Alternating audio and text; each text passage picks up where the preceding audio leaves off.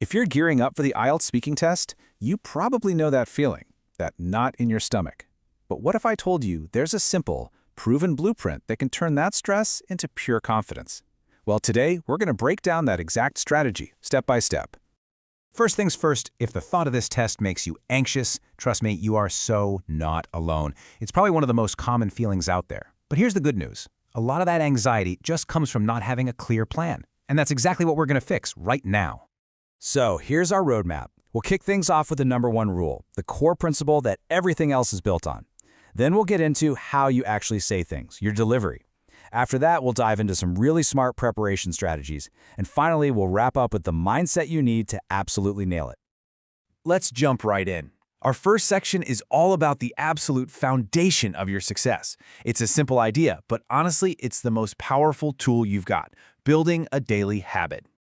So here's the big idea. You have to forget about those massive 5-hour cram sessions on a Sunday. They just don't work. The real magic, the real progress, happens with small, consistent efforts every single day.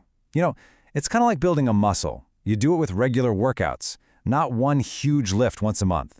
Those small daily practices add up and create incredible results over time. And when I say small, I mean it. How small are we talking? Just 10 minutes. That's it. This isn't meant to be some overwhelming chore. It's a powerful, totally manageable commitment that you can squeeze into any schedule. And believe me, it will become the engine of your improvement.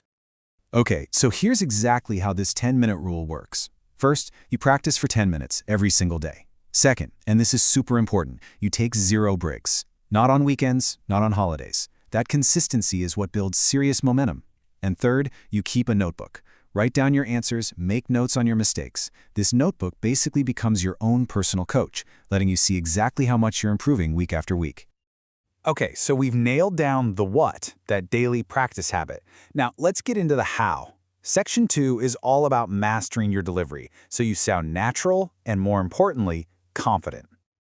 This slide shows something that's just so critical. A lot of students think speaking slowly means you have to pause between every single word, you know? It just sounds robotic and, well, unnatural. What you really want to do is aim for that natural flow on the right, speaking in meaningful chunks, in phrases, just like you're talking to a friend.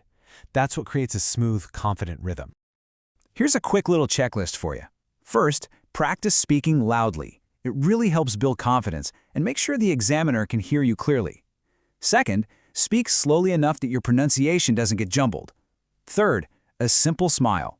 It actually relaxes your facial muscles and your mind. And really, above all else, just try to stay relaxed. The examiner is not your enemy, I promise. And this one is a golden rule. The second you start reciting something you've memorized, you just sound like a robot. It's so obvious. So instead, pull from your own life, your real stories, your actual thoughts and feelings. They will always, always sound more authentic and interesting than anything you could ever memorize. All right, on to our third section, where we get really strategic. Look, daily practice is crucial, but you also need to be practicing the right things. This is all about working smarter, not harder. And this is where it gets really, really clever. This chart shows the whole strategy. I mean, there are hundreds of possible cue card topics, right? It feels impossible to prepare for all of them.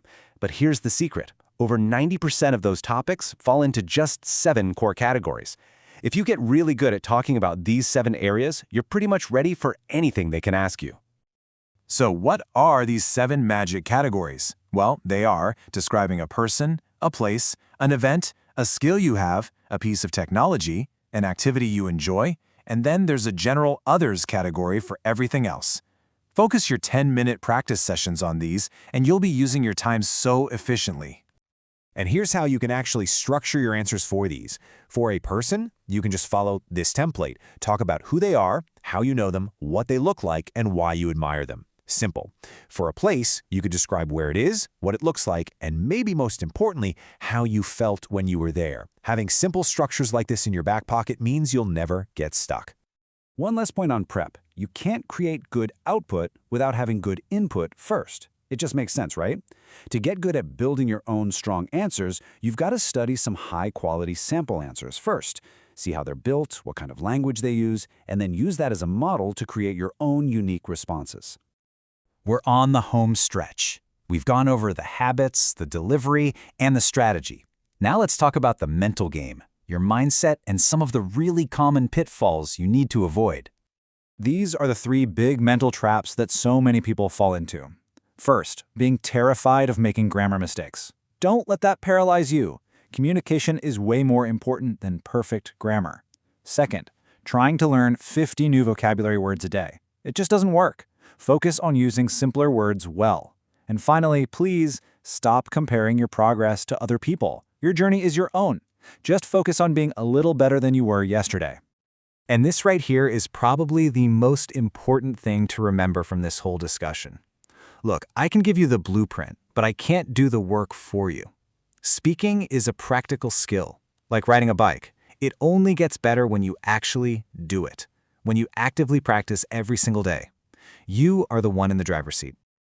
So, it all comes down to this.